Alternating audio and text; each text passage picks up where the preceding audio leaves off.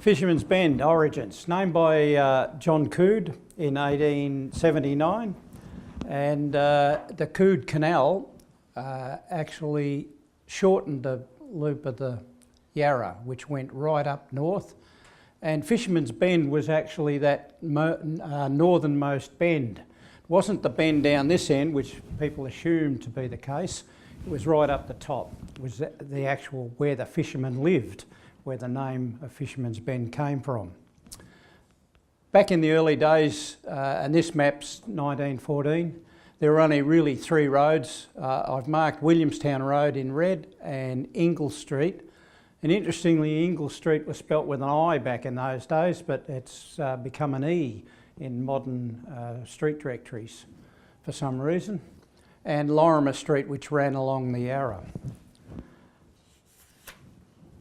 There was a golf course from 1902 and a private airfield at the end of Graham Street. There was also an airfield on Coode Island in the middle there, which was also a private airfield. But basically Fisherman's Bend was a wasteland. This is a photo taken in 1936, just after the Holden plant was finished. But I kind of like this photo because it really shows you how much of it was desolate and opened. And it was mainly sand dunes on this area, this side. There were swampy land. You can see in the distance that little white triangle is the shrine. The point is not working on this screen, it reflects it back. And this building, there is the Dunlop Rubber Factory. Looking the other way, you can see the swampy land. That's Salmon Street, which runs down, and the row of houses are along Williamstown Road. So this is the area of Fisherman's Bend, which was mainly undeveloped. Sand carters used to take a lot of sand out of there for Melbourne's construction. Along the Ingle Street end, there were a lot of noxious industry. There were tanneries, soap manufacturer, chemical, rendering works, a manure dump, so places like that. So it wasn't a nice place to be. There were really three areas that I'm going to look at. There was the Ingle Street area, the north of Salmon Street, and the south of Salmon Street. So looking at the north of Salmon Street, where General Motors Holdens were, and it came about that Lawrence Hartnett negotiated to buy 50 acres of land. And up until that point, you could only lease land for about 9 or 10 years at Fisherman's Bend. It had been earmarked for public use, for gardens and what have you in the future, but not that the gardens ever got built there. So they didn't really want to sell it, the government wanted to lease it. But Hartnett said, you either sell me the land of 50 acres or I'll go somewhere else. So Hartnett had flown over Melbourne and he'd identified 15 possible sites, and he chose Fisherman's Bend as the ideal site, mainly because of the wharfage. There was a power line that actually ran through the block. The roads were already formed, and he had a nice workforce not that far away in Port Melbourne and South Melbourne. Ingle Street.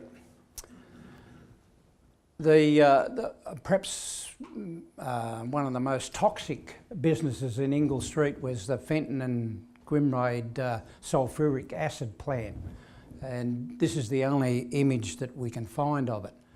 There was also Kitchen and Sons soap manufacturers located very close. That's the corner, you can just see the corner of the Port Melbourne football ground. And there's a different view of it, taken at a different time. But interestingly, right there were Lane's Motors, and Neil's Motors had an assembly plant.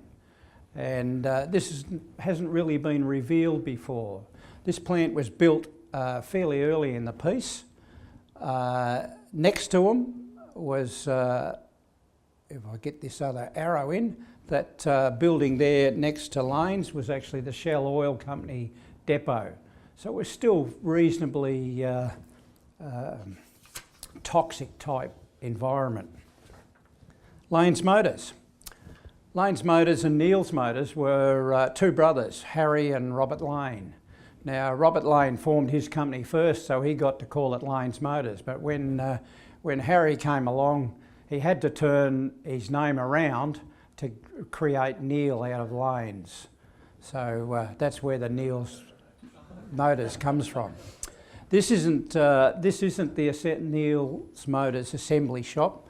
This is actually of the era, and it's the sort of process that I suppose you'd expect to find in the Neil's Lane's assembly area, where they were really putting together chassis and they were putting the body on the chassis. That was the extent of this assembly. In 1938, the Neil's assembly shop was taken over by Canadian Cycle and Motor Company in 1938 to assemble Chrysler, Dodge and Plymouth chassis. In the 1923 to 1926 era, they were assembling Essex, Hudson, Overland, Morris.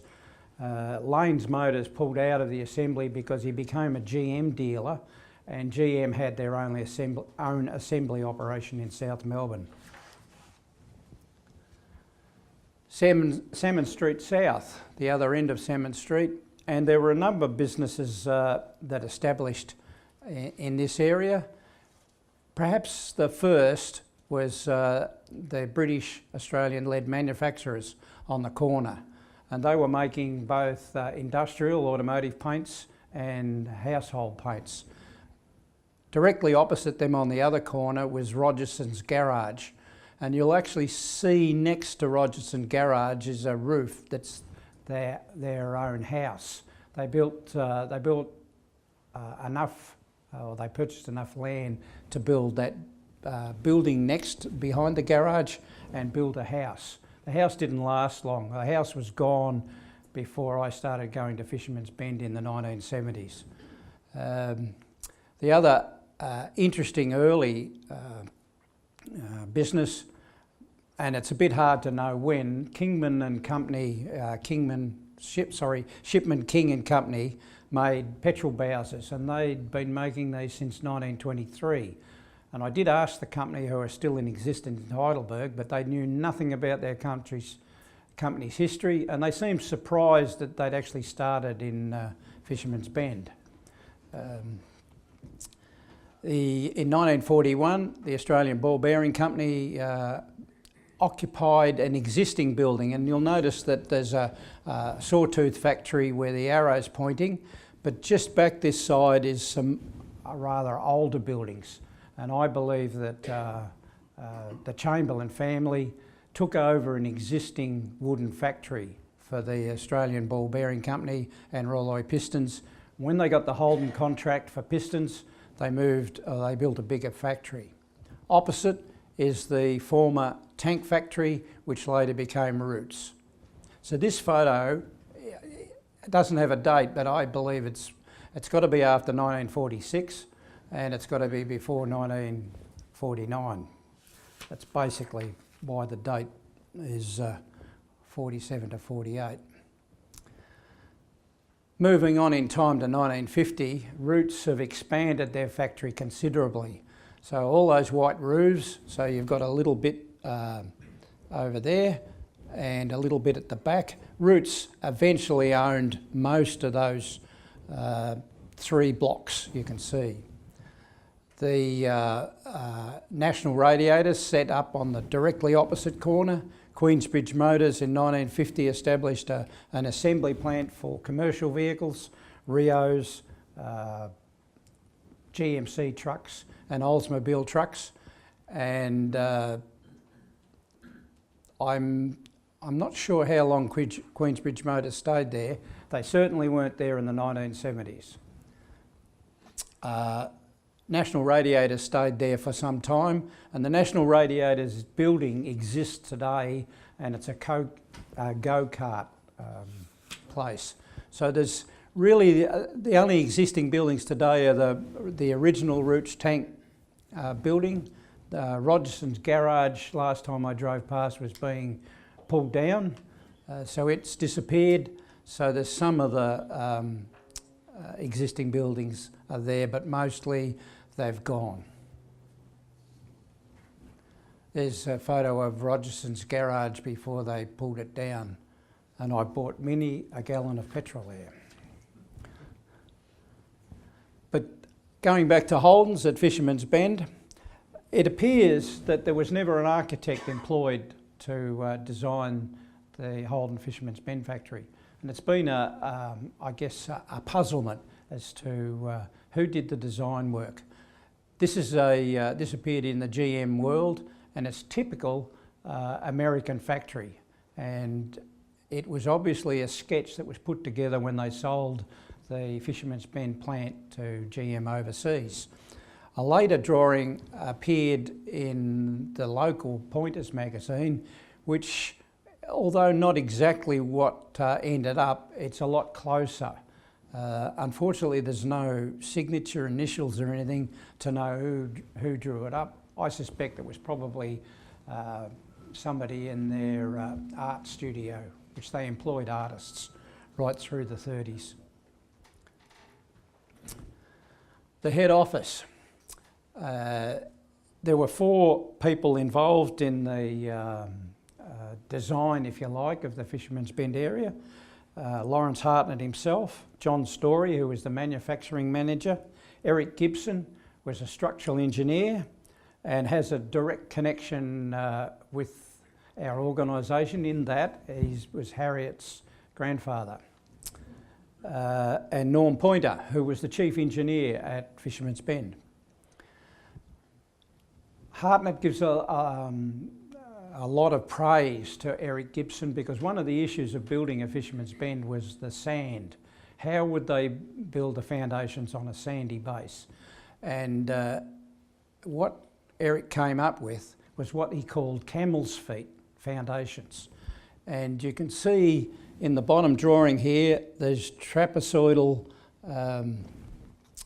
foundations which sat on the sand. So his foundations weren't very deep. They were fairly shallow, but they were big, broad base things. And there were a lot of them. Every one of those squares in that bottom building is a foot, if you like, a camel's foot. This is a drawing which shows Eric Gibson's signature as passed the drawing and John Story's approved it. And they're the only signatures that appear on all the drawings to do with Fisherman's Bend in 1935-36. This is the sort of ground they were digging in, which was sand, and there was lots of it. This is part of the former golf course which they dug up. The building was opened in 23rd of February 1936. They actually purchased this land in October 35, and in November 36 they opened the building, which by today's standards probably couldn't be achieved in the time it takes to design and build a factory. So the building was opened on the 5th of November 1936. This is a photograph showing the plant in 1948 when it's been extended, and you can see the nice shiny roofs of where they extended to build the 48215 Holden. The biggest single item they had to build was the foundry, a big foundry to make engines, transmissions and axles. The commercial body plant, which had been moved from South Melbourne, is in the old grey building, and then they extended it, and you can see part of the wharf. Now originally that wharf was there when Holden built the factory, but it was used, it wasn't used, it was used for tying up old hulks, and it was one of the reasons why Holden sought this site, because of the docking arrangements. The one thing it lacked was a rail head. There was no heavy rail to Fisherman's Bend. There's a couple of other significant buildings on the Fisherman's Bend site, and the canteen being one of them. Canteen was designed by Doig, Reed and Bryan and erected in 1945. And I worked at Holden for 15 years and I had a lot of meals in this building. But one of the things you don't really think about is what's inside. And this is the end of the canteen, and you'll note those two murals up the top. These murals were done by Elizabeth Robinson, who was an employee of Holden. And I believe she was employed by Holden as a graphic artist to do car brochures, which they were up till 1948. Holden did all their car brochures in-house. After 48, George Patterson was employed, and I suspect probably the people that were involved in the art probably went to work for George Patterson. But Elizabeth Robinson, interestingly, was a young art student. She won a prize from the New South Wales Art Society, was sent to England for 2 years, came back, and she entered 3 portrait in the Archibald Prizes in 38, 39. Unfortunately, I don't know what happened to her after 1945 when she did these. I don't know whether she stayed with Holden, what happened. I do know is that she never married and died in 1999. The third significant building is the Technical Centre, which was erected in 1964, designed by Stevenson and Turner. 3 stories. It was designed for Holden Engineering and Holden Design. I worked there, Paul worked there for many years, and it's still used by Holden Design today on the 3rd floor. When the building opened, the young stylists, and this is Peter Nankervis, the young stylists were asked to do murals around the walls. And this was Peter Nankervis's mural, and you'll see that it even runs across the doors in the studio. The engine plants. Holden built a lot of engines. They started with the grey motor, the red motor, the V8, the Family 2 engine, and the V6 engine, all manufactured at Fisherman's Bend. Quite a lot of engines. But across the road from Holden was the new Autocraft factory, Neil's Motors. They moved from Ingle Street into a brand new factory designed by Harry A. Morris in 1938 as a garden factory, although there's not much garden associated with it. But he did have a few trees and a bit of lawn out the back. They assembled Hillman, Humber, Carrier, Singer till 1946. Then BMC got involved and assembled A30 and A40 cars up till 1954. Then it lay vacant for a little while, but in 58, 59, Martin and King coach builders assembled Renaults, Renault 750s, Freegates and Daphnes. That's really the only photograph that exists of the Neil's plant.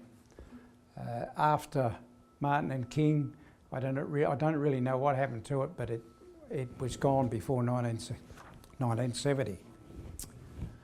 At the other end of Salmon Street, the Roots Group factory. This is the only photograph that I can find of the tank factory, although they only built a couple of tanks there before the cruiser tank assembly was sent to Sydney, and it really became a depot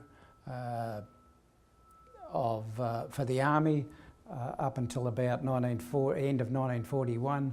Then the Department of Aircraft Production took it over and it became a maintenance area and a store.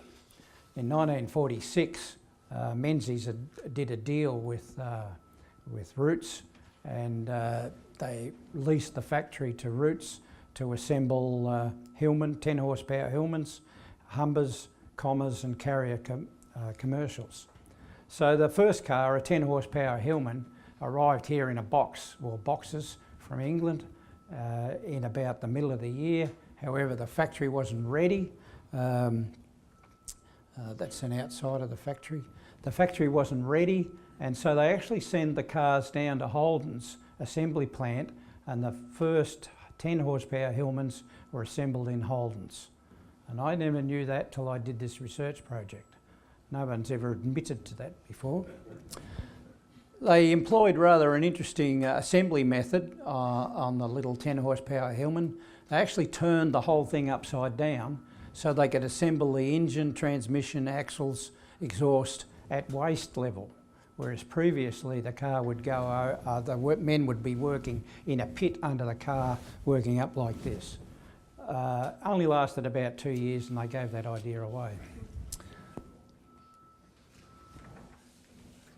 This is some of the cars that were assembled there. So on the end you've got Humber, little Hillmans from the 46, and later on these are just a shot in the factory of cars on trolleys waiting to be finished.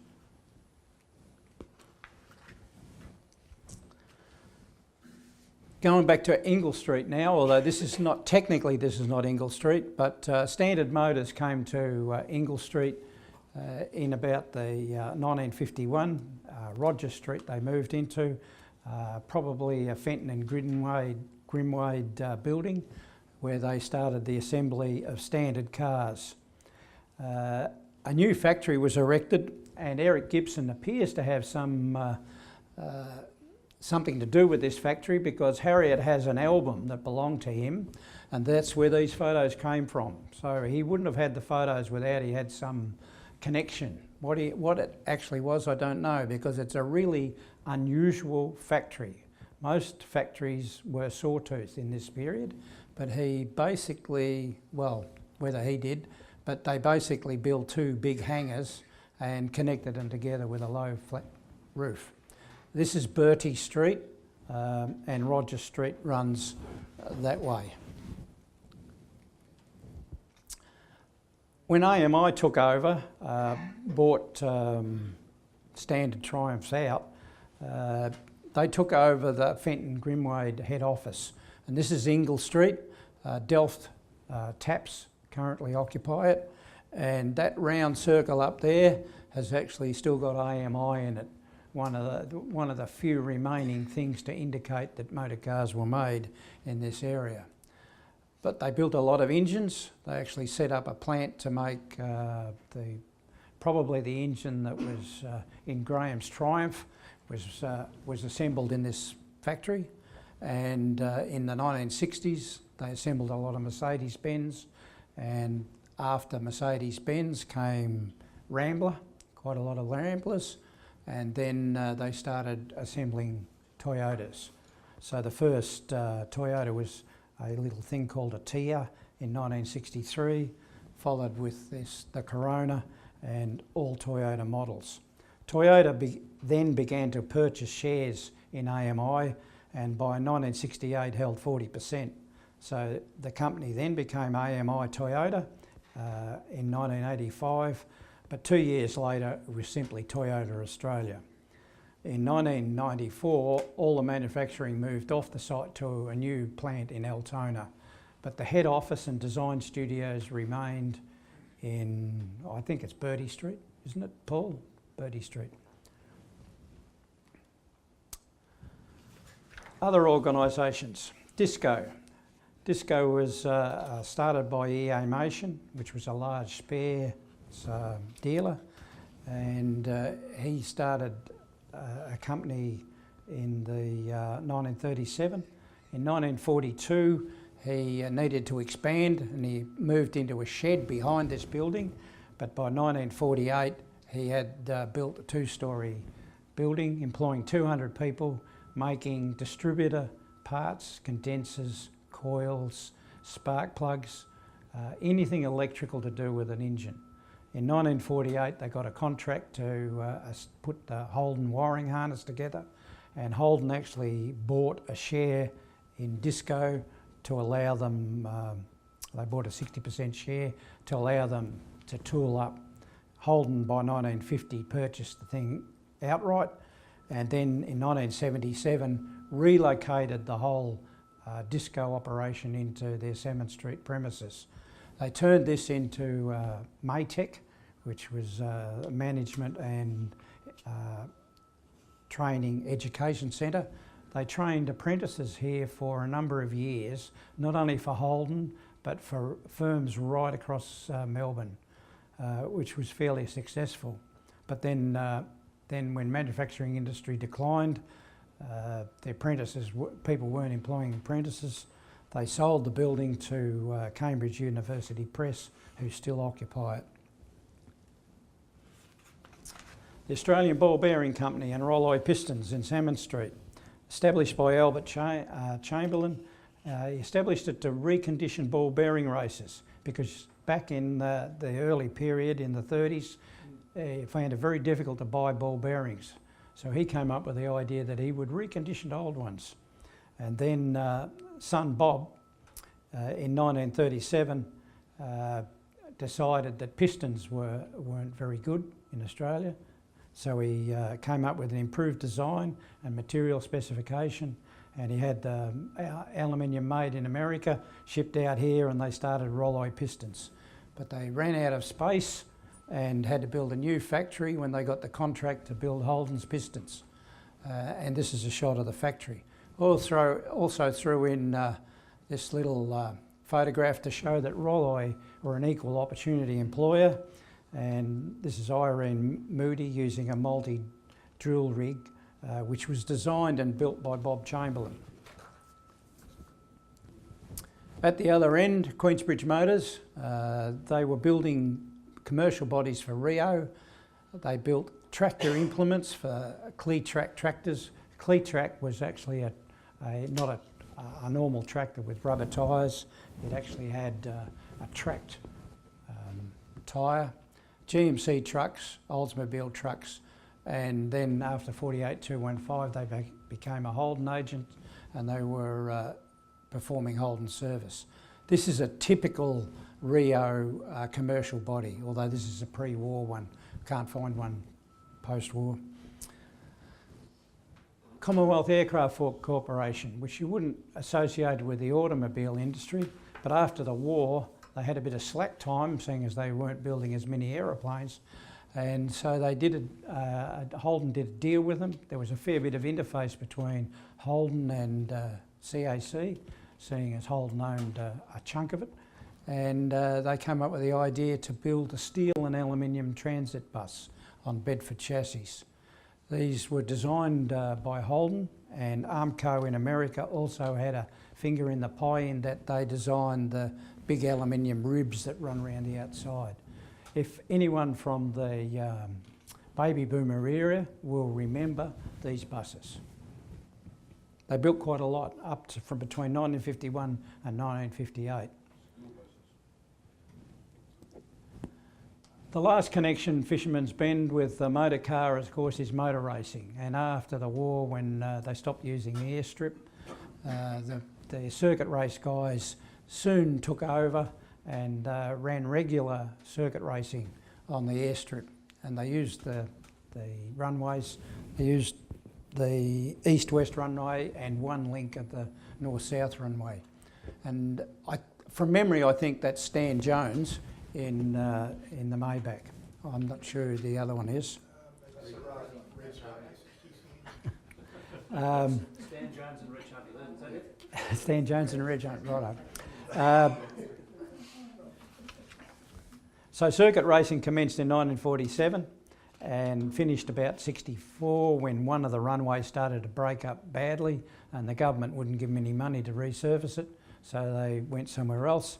But then drag racing was fostered by the Police Motorsports Club and ran until 1966. And this is Eddie Thomas in the final, I guess, engineering effort of his dragster.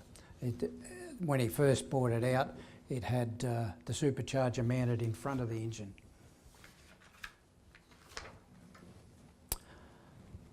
So, in summary, this is a distribution of the automotive industry at Fisherman's Bend. And I've tried to make the dots relative to the size of the industry. So of course Holden has the biggest dot. It actually ran right down Their fence line was actually on the freeway at one point, and the back fence is on Todd Road.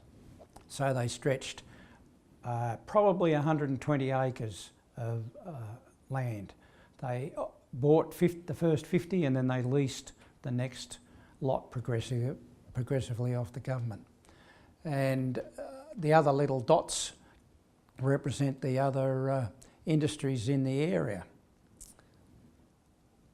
The West Great Freeway is marked in as a dotted line, and you'll notice that it runs right over the top of Roger Street and wiped out a good bit of AMI's infrastructure on that side.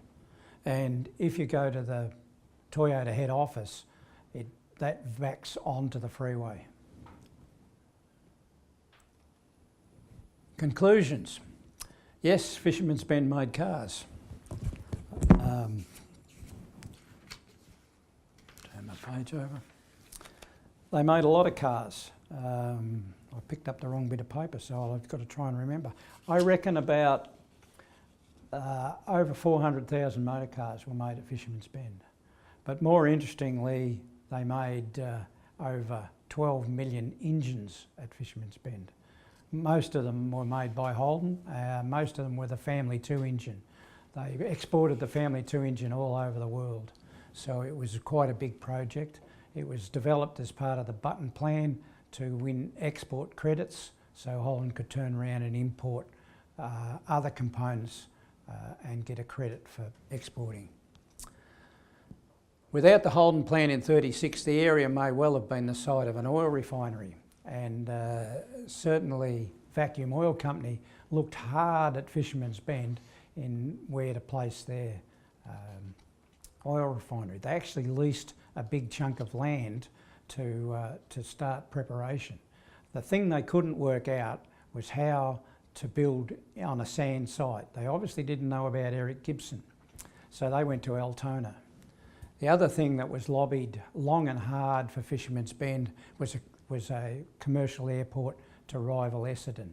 But the politicians couldn't make their mind up whether they wanted an oil refinery or they wanted an airport or what they wanted. And in many ways, Hartnett turning up and saying, I want to build a car factory, solved the problem for them.